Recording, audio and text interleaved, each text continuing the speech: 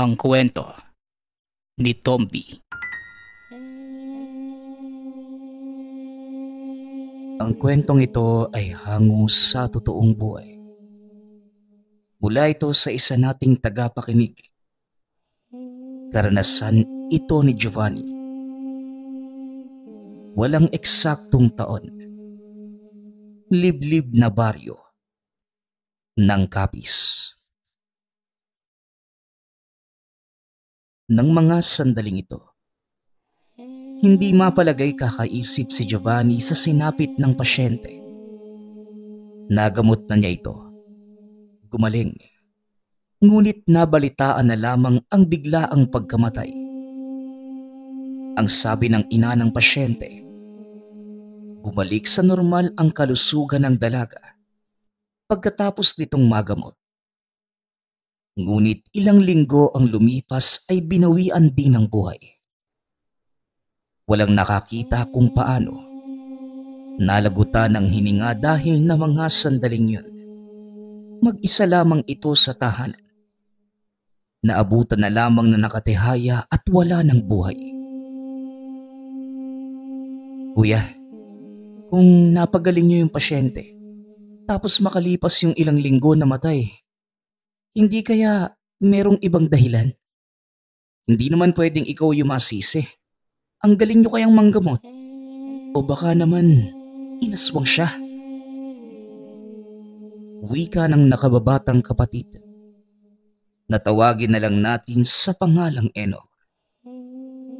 Napatingin naman si Giovanni sa nakababatang kapatid.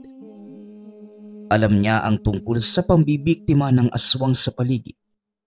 Ngunit hindi lang maisip na ito ang dahilan ng pagkasawi ng pasyente.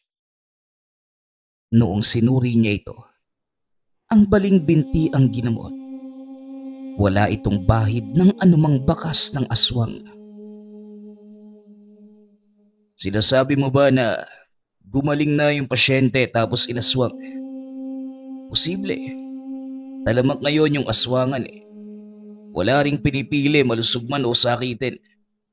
Nakakapanghinayang lang. Kasi meron na namang inosenteng tao yung nadali ng halimaw na yan. Wika ni Giovanni.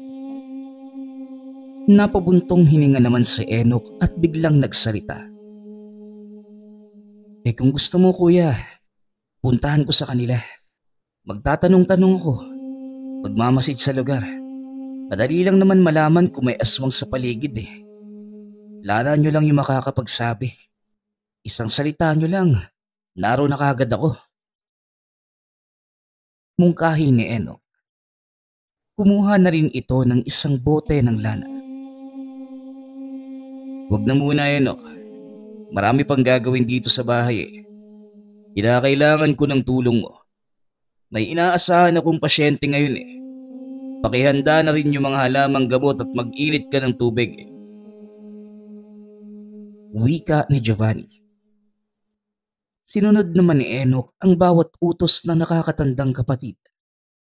Samantala, lumabas muna si Tatang Giovanni upang manigarilyo. Isa ito sa paraan para kumalma ang isipan.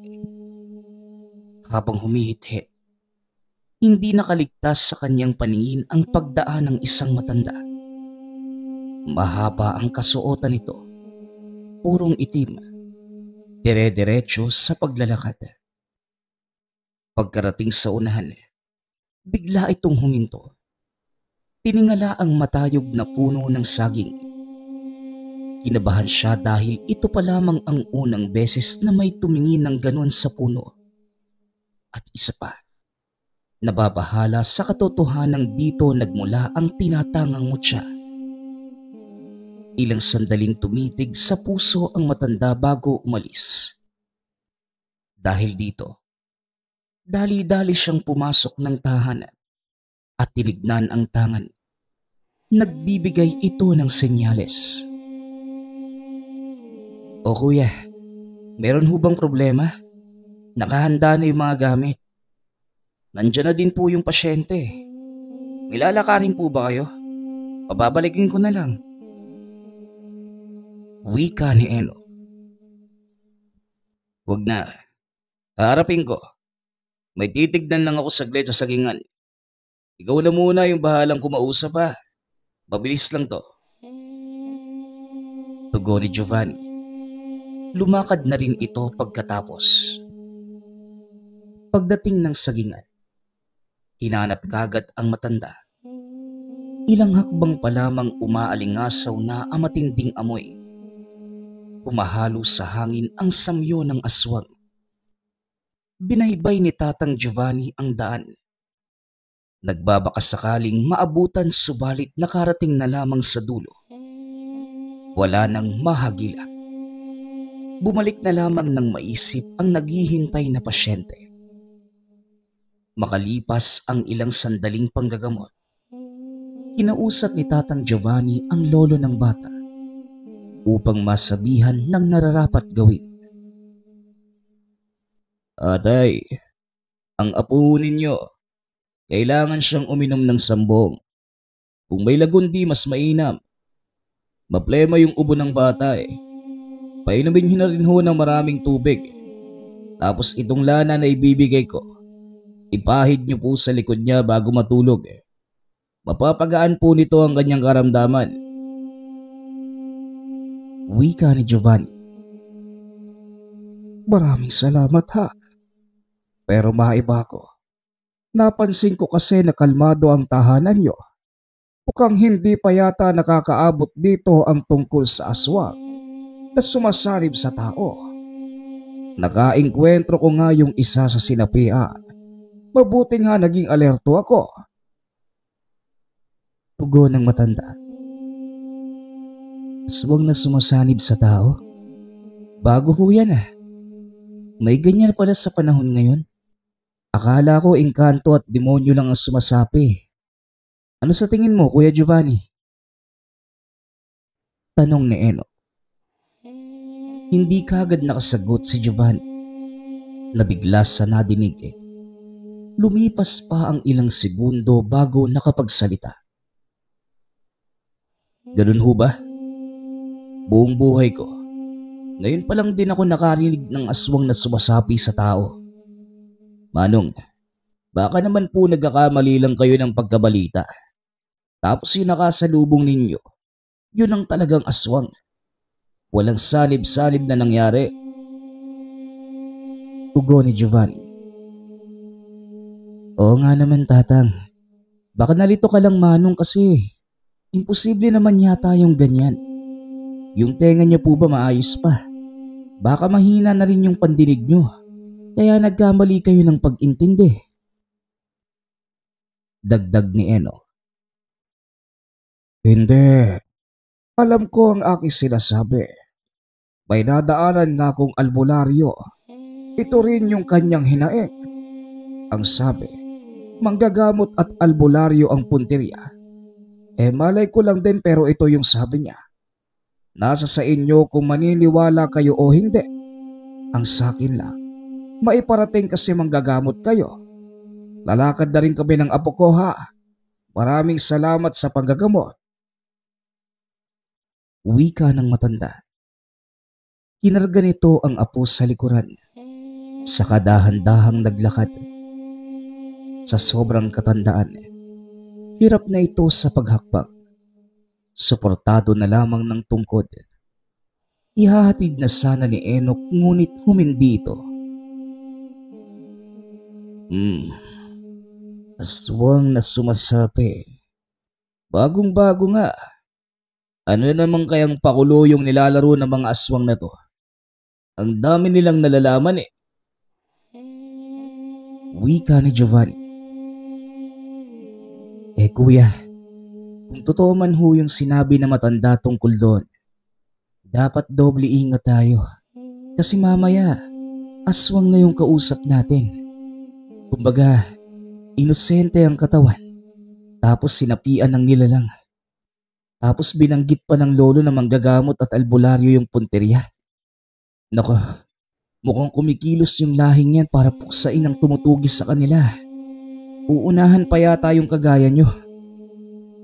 Kuya, ang tanong, paano mo nalaman kung may sumanib na aswang? Kagaya pa rin ba na umaalingasaw yung amoy? Mailap? Ganun ba? Tanong ni Eno. Siguro, aswang pa rin yung sumapi. Gumamit lang ng ibang katawan. Hindi ko lang lubos maisip yung ganito. Nakakapanibago eh. Aswang na sumasanib sa tao. Manggagamot at albularyo ang bagay. Wika ni Giovanni. Napapaisip ito sa sinasabi ng kapatid. Bumuntong hininga na lamang ang manggagamot. Ilang sandali pa, inasikaso ang iba pang pasyenteng nagsidatingan.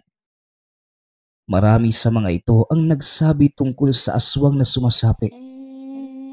Habang nakikinig sa usapan, hindi maiwasang makumbinsi na meron ng ganitong klase ng nilalang. Kaso nga lang, hirap pa ring maniwala. Dumistansya na lamang muna si Giovanni. Muling nagsindi ng sigarilyo sa labas upang pakalmahin ang nagugulong isipan. Habang bumubuga ng usok, muli niyang napansin ang matandang nakita ilang oras na ang nakalipas. Sa puntong ito, may kasamang babae ngunit ganun pa rin ang ginagawa. Pagkatapat sa sagingan, tiningala ang matayog na puno. Kasunod nito ang pagtingin ni Giovanni sa tangang mutya. Ganun na lamang ang pagka-alerto ng maging aktibo. Dali-dali niya itong sinundan. Ngunit laking gulat ng ibang muka ang nakita.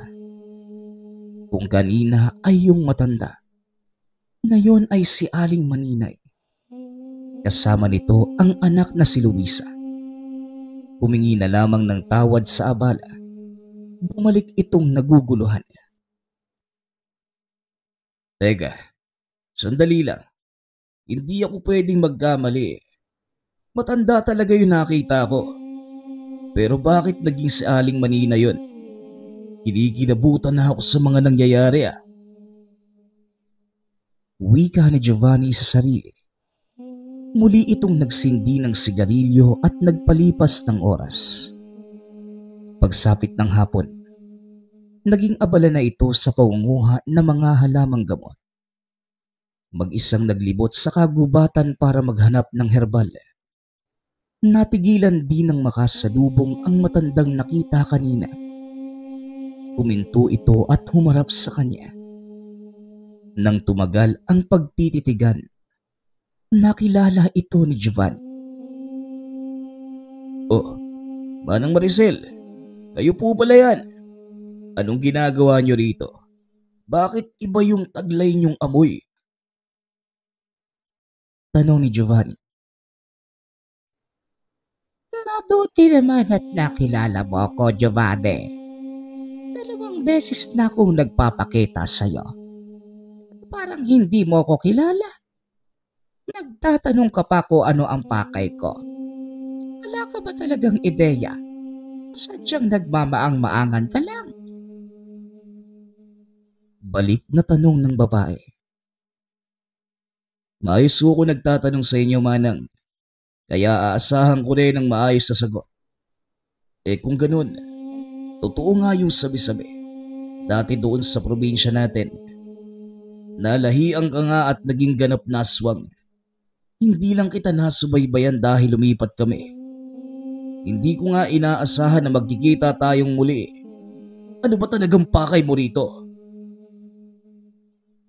Magaling ka pagdating sa panggagamot. Pagdating sa hulaan, kung ano ang sadya ng tao sa isang lugar, wala kang maisagot.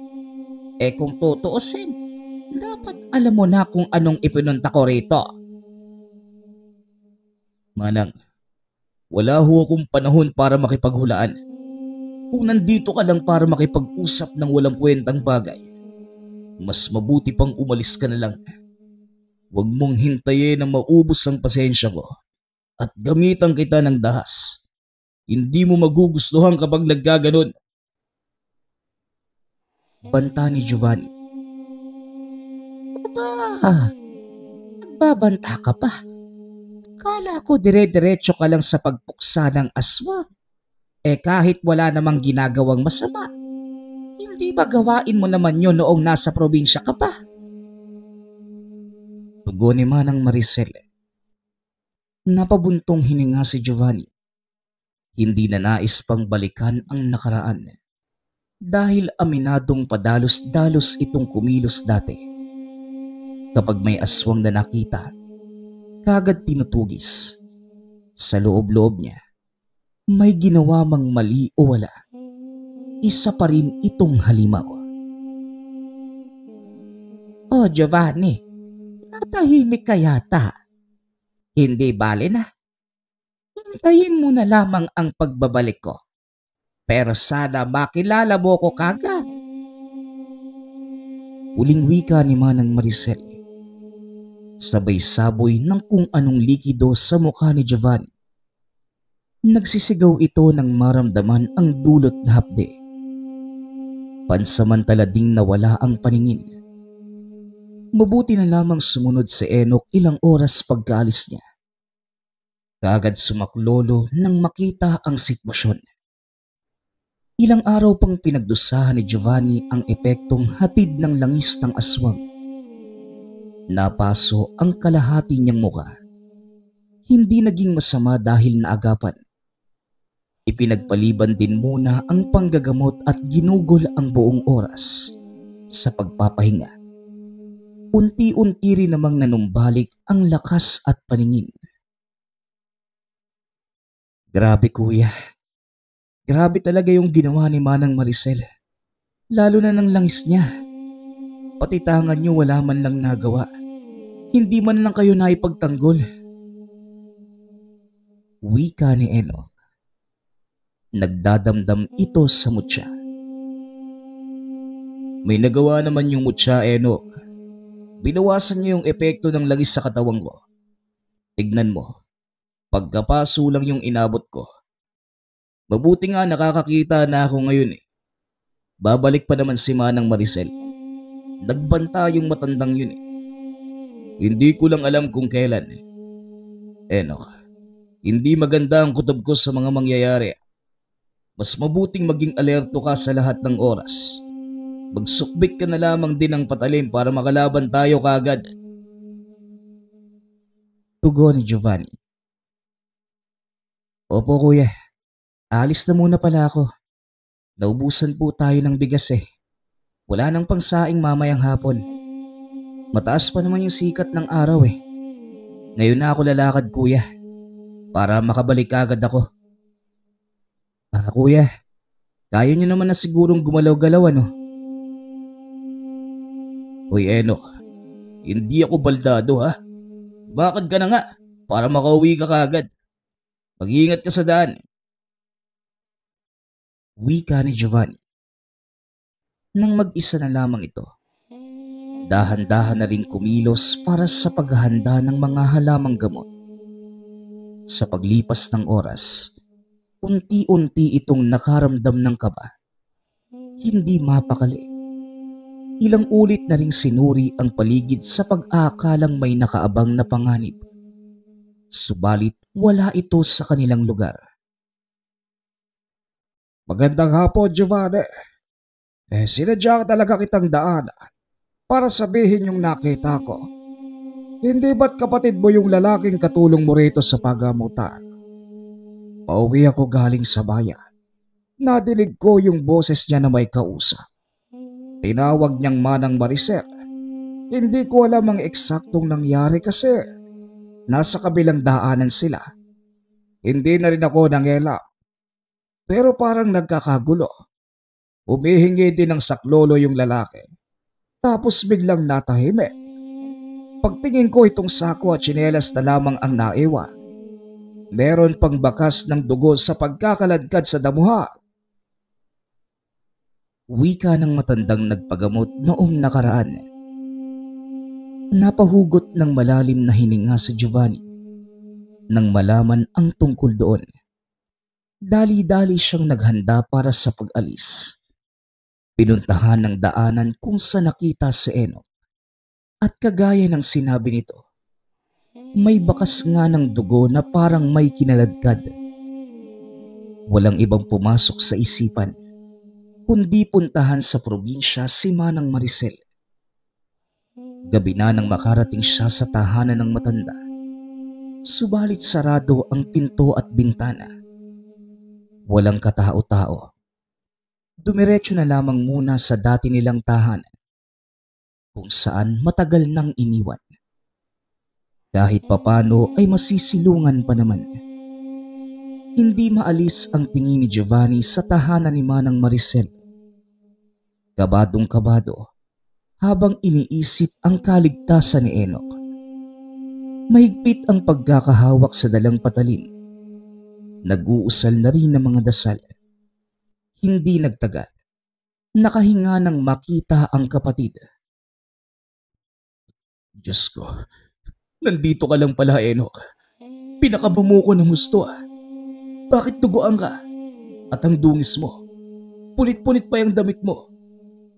Si Manang Maricel ba ang may kagagawa nito sa'yo? Sabihin mo nang mabalik ka na natin. Wika ni Giovanni. Nagulat naman ito sa reaksyon ni Enoch. Kalmado lamang ito. Pasimpleng naupo sa tabi at saka mahinahon ang pagsasalita. Huwag ka nang magsayang ng oras, kuya. Nagkaroon lang ng aberya ang sinasakyan namin kaya naggaganito ko. Ang importante, nakarating ako dito ng buhay. Wala lang itong sugat sa akin. Tugon ni Enoch. Tinignan namang maigi ni Giovanni ang kapatid. Ibang-iba ang postura nito, pati na ang datingan, na para bang ibang tao ang kaharap. Mailap din at ni hindi man lamang makatingin ng diretsyo sa kanya. Sabihin mo nga, may nangyari ba habang kausap ko si Manang Maricel? Enoch, bakit parang hindi ikaw ang kausap ko? Tanong ni Giovanni. Kuya naman, pinagdududahan mo na pala yung kapatid mo. Mahaba yung araw ko kanina, kaya hayaan mo muna ako magpahinga. Bukas na tayo mag-usap. Tugon ni Enoch. Nasundan na lamang ng tingin ni Giovanni ang kapatid. Nagpunta ito sa kwarto at pinagsarahan siya ng pinto. Napabuntong hininga na lamang at naguguluhan sa kilos ni Enoch. Ngunit iisa lamang ang sinasabi ng isipan. Merong hindi magandang mangyayari. Hindi makatulog si Giovanni ng gabing yun. Pabalik-balik sa pagsilip kay Enoch. Habang tumatagal, nagbibigay senyales ang mutya. Napapansin na rin ang mabigat na presensya na sinunda ng pag-alingasaw ng amoy. Walang pagdadalawang isip na lumabas at sinuri ang paligid. Tahimik at walang kahit na sinong makikita. Ngunit madidinig ang mga kaluskos at mahihinang pag-angil. Nakiramdam si Giovanni sa paligid.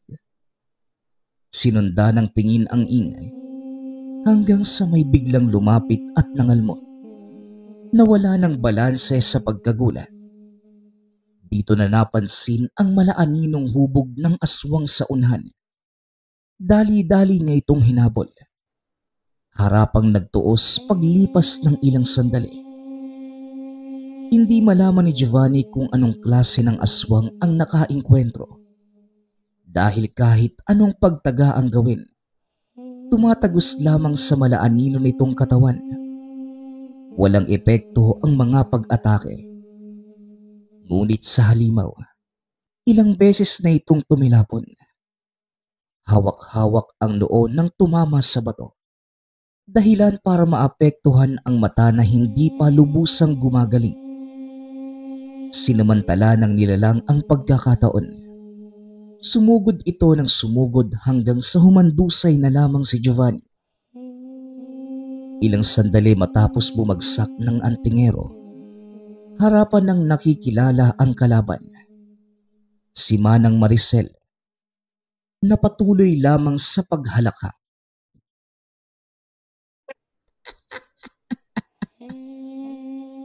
Sinasabi ko na nga ba, hirap ka ka pa rin makakilala ng tunay kong anyo, Giovanni. Kapit na kapit ka sa butya mo. Wala namang epekto sa akin. Pati naman sumunod ka kagad dito. At nagkita na ba kayo ng kapatid mo? Wika ni Manang Maricel. Ayop kang matanda ka. Anong ginawa mo sa kanya? Kung meron kang problema sa akin, ako na lang dapat yung harapin mo. Huwag mo nang idama yung wala namang kinalaman. Sandali. Bakit ba tayo humantong sa ganito? Wala naman akong atraso sa'yo sa pagkakatanda ko ah. Tugon ni Giovanni. Sa pagkakatanda mo lang, malaki ang atraso mo sa akin. Hayop ka. Nakalimutan mo na ba? Ilang taon na ang nakalipas magmula nang mamatay ang panganay kong anak. Ikaw mismo ang tumugi sa kanya. Pagkatapos na nagmamadali kayong lumipat sa ibang bayan, naglakbay ako sa kung saan-saan para mahanap ka lang. Inisa-isa ang mga manggagamot at albularyo. Hanggang sa natuntun ko rin ang tahanan mo. Kaya ito tayo ngayon. Salaysay ni Manang Maricel. Binalikan ni Giovanni ang nangyari sa nakaraan. Marami na itong natugis na aswang. Lalo na yung mga pasaway na dumarayo sa kanyang pagamutan para manggulo. Ngunit hindi niya matandaan kung alin sa mga ito ang anak ni Manang Maricel. Sa kabila nun, may katanungang pumasok sa isipan. Teka, ikaw ba yung sinasabi nilang aswang na sumasapi at pumupuntirya sa mga manggagamot at albularyo? Walang hiya ka. Ako lang naman pala yung pakay mo. Pero ang dami mong dinamay ng mga inosente. Damay na kung damay, Giovanni. Ano naman kung may inosenteng nasali sa paghahanap ko sa'yo? Kung hindi ka umalis sa lugar na ito, hindi na sana ako nahirapan. Nung natagpuan na kita, matitikman mo ang aking ganti. Kung ganun, naghihiganti ka lang pala. Anong gusto mong laban? Tara, madali akong kausap eh. Magtoast tayo hanggang sa isa na lamang sa atin ang matira. Para naman hindi masayang yung pag-uwi ko rito sa probinsya. Magkaharap na rin tayo eh. Samantalahin na natin ang pagkakataon. Ang lakas mong maghamon. Mahina naman yung tangan mong mutya. Pero sige, uunlakan ko ang labang yan. Pero walang sisihan kung ito na ang iyong magiging katapusan. Giovanni. Wika ni Manang Maricel. Biglang nagpalit ng anyo ang matanda. Kagad itong sumugod. Umatake ng kalmo. Kumakagat. Ginamit ang buong lakas upang ibalibag ang manggagamot. Tuwang-tuwa pa ito nang makitang humandusay na lamang sa lupa. Ngunit nanatiling kalmado si Giovanni. Alam niyang lalamunin din ng sariling pag-atake ang aswang. Masyado itong kampante na matatalo siya kaya sinakyan na lamang muna. Ganitong-ganito ang pamamaraan ng mga naunang kalaban. Kaya kabisado na ang patutunguhan. Nang makakuha ng tiyempo, dito na lumaban si Giovanni. Gamit ang bisa ng mutya. Sinabayan ang bawat pagsugod ng aswang. Bawat pag-atake, tinatapatan hanggang sa pumaibabaw ang epekto ng tangan. Unti-unti itong bumalik sa anyo bilang tao at pinigilan ng mutya ang muling pagpapalit ng wangis. Hindi na niya hinayaan pang makatakas. Siniguradong makukulong sa sariling katawan ang pagkahalimaw nito. Hindi nagtagal. Nawalan ng malay si Manang Maricel. Dinala ni Giovanni ang katawan sa tahanan nito. Dali-daling iginapos sa higaan habang inoorasyonan. Wala pa ring malay pagdaan ng ilang oras, kaya sinamantala muna ang pagkakataon na masuri ang buong bahay. Sa itaas ng kwarto, naroon ang bangkay ng bunsong anak ni Manang Maricel. Isa rin itong aswang na nabalitaan niyang tinugis ng isang albularyo. Hindi lang maintindihan kung bakit nasa loob ng tahanan kahit naaagnas na. Sinakop ang buong silid na matinding amoy. Dali-dali itong lumabas at nakasalubong ang kapatid na si Eno. Tulala itong nakatingin sa kanya. Pagkatapos, walang pasabing umatake. May dalang patalim na kagad siyang pinagsasaksak. Mabuti na lamang, naging maagap at nabawi ang kutsilyo. Eno, Eno, ano ba? Tumigil ka na nga. Hindi na natapos ang sasabihin nang makita ang mga mata nito. Baliktad ang refleksyon. Nanlilisik, mga matang hindi pagmamay-ari ng kapatid. Nang mapansin ang enerhiyang nagmumula sa pinanggagalingang kwarto, dito napag-alaman na ang kaluluwa ng namatay na aswang ay sumapi sa kapatid. Kagad niyang hinubad ang mutya. Ikinabit ito sa leeg ni Eno. Ilang sandali ang lumipas, nangisay at nawala ng malay. Nangihinang napaupo sa tabi si Giovanni. Hindi makapaniwala sa nangyayari. Ito pa lamang ang unang beses na nakainkwentro ng ganitong pamamaraan. Upang masagot ang mga katanungan, hinalungkat ang iba pang bahagi ng tahanan. At nalamang hindi lang aswang si Manang Maricel. Isa rin itong mangkukulam. Maraming gamit para sa itim na mahika at kung ano-ano pa. Niligpit niya ang mga ito at sinunog lahat, pati ang naaagnas na bangkay. Sa kalagitnaan, bigla itong naalerto nang maramdaman ang presensya ng isa pang aswang. Hindi nagtagal, may sumugod sa kanyang likuran. Masyadong agresibo ang aswang na ito. Walang tigil sa pangangalmot. Nahirapang lumaban si Giovanni dahil sa mabibilis na kilos. Nakatsyempo rin makalipas ang ilang sandali. Hindi na nakalaban ng saksakin ng paulit-ulit hanggang sa humandusay. Kahit sugatan na, sinubukan pa rin itong makatakas. At sino ka naman? Kung makasugod ka parang ang laki ng atraso ko sa iyo Tanong ni Giovanni. Hanggang sa unti-unti itong nagpalit ng anyo. At nang bumalik na sa pagiging tao, kagad niya itong nakilala. Ito ang asawa ni Manang Maricel. Mang Adan, pati ba naman ikaw? Naging aswang na din? Ang daming ang nangyari magmula nang umalis ako sa probinsyang to Ang huli kong nabalitaan sa'yo, naghiwalay na kayo ni Manang Maricel. Tapos ito, dali-dali kang rumesponde ng malamang sinusunog ko ang bangkay ng anak nyo. Bakit ba'y tinago nyo pa sa bahay nyo yung nabubulok nitong laban? Dapat inilibing nyo na lang ng diretso Wika ni Giovanni. Marahimik ka, Giovanni. Hindi ko pa nakakalimutan ng ginawa mo sa panganay namin. Nagsisisi ako dahil hindi ako nakaganti sa iyo. Ngayong nakaharap na kita, sisiguraduhin ko na mamamatay ka ngayon. Hindi na natapos na matanda ang sasabihin dahil sa pagbulwak ng dugo sa bibig. Malubha na yung lagay mo, pero ang lakas mo pa rin maghamon no? Hindi ka na nga makatayo Pasensyahan na lang tayo Mang Adan.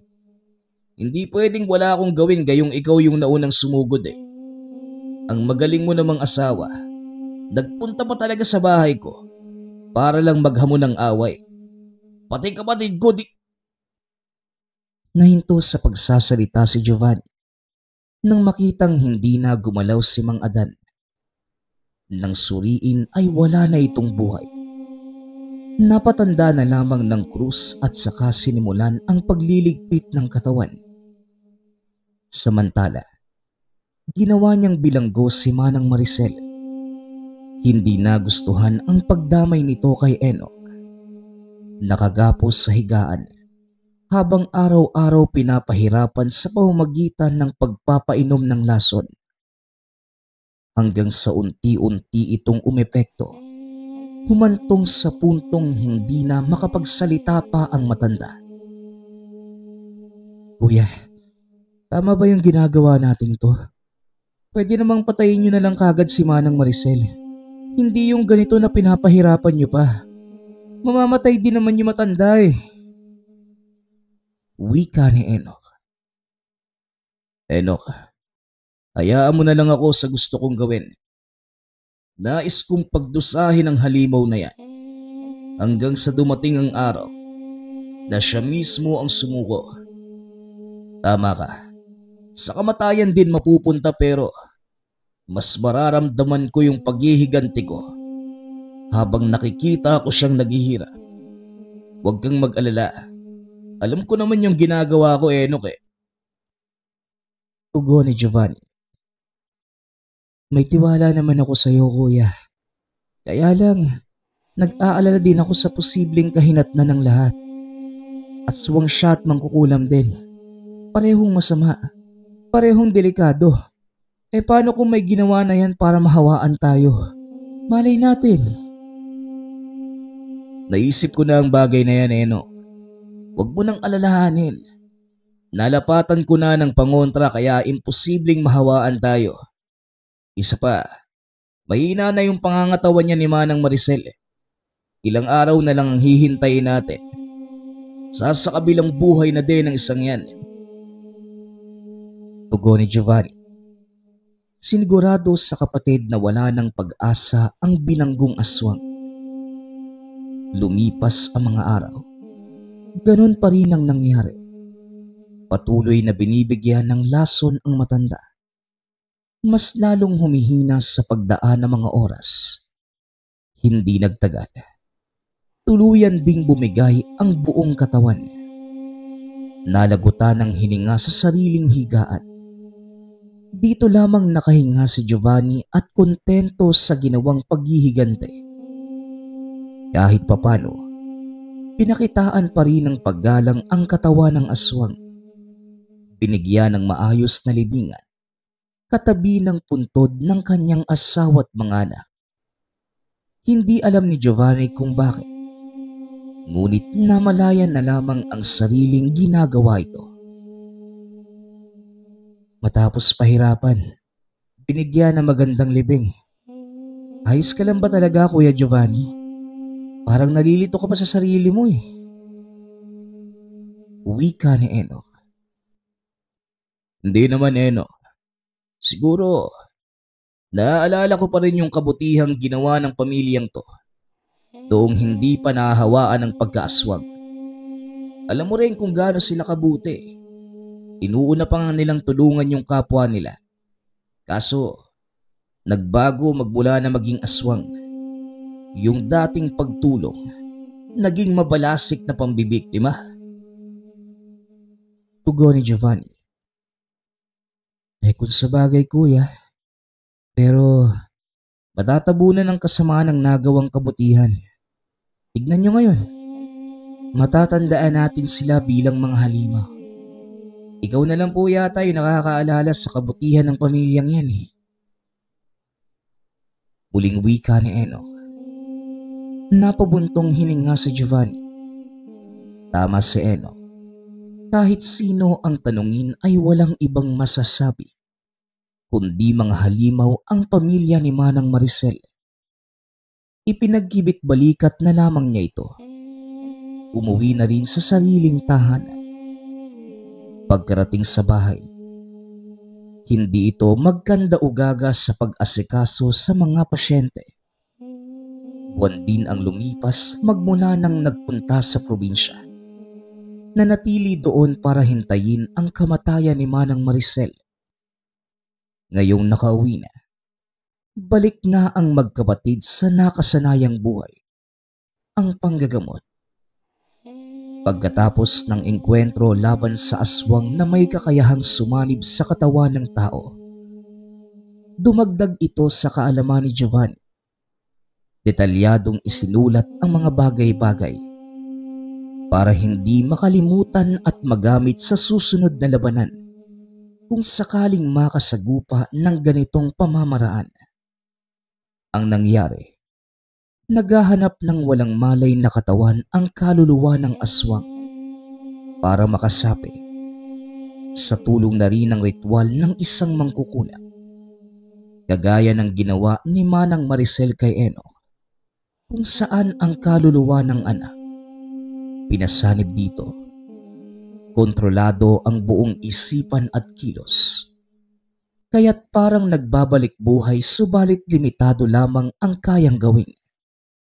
Sa sandaling makalis na sa katawan, tuluyang babawian ng buhay ang sinapian.